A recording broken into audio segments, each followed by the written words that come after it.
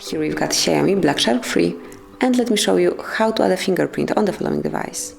So first of all, you have to open the settings, then find and select passwords and security, and here you will notice a fingerprint unlock. Just mark it, and at first you have to select some backup to your fingerprint. It can be pattern, pin code or the password. I will choose pattern.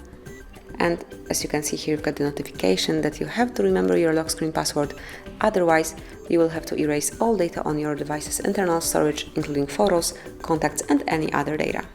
Thanks for the notification, and now just draw the unlock pattern that you would like to apply, then redraw it one more time and click on confirm. And that's it, got it, and now just tap on fingerprint sensor right here. Just lift your finger and then touch the sensor until your fingerprint is fully added. And as you can see, it has been done. Click on done, and from now on you will be able to unlock this device with your fingerprint only. That's it. Obviously you can also use this backup pattern just like that, obviously the proper one. So this is it. This is how you can protect your screen. Thank you for watching.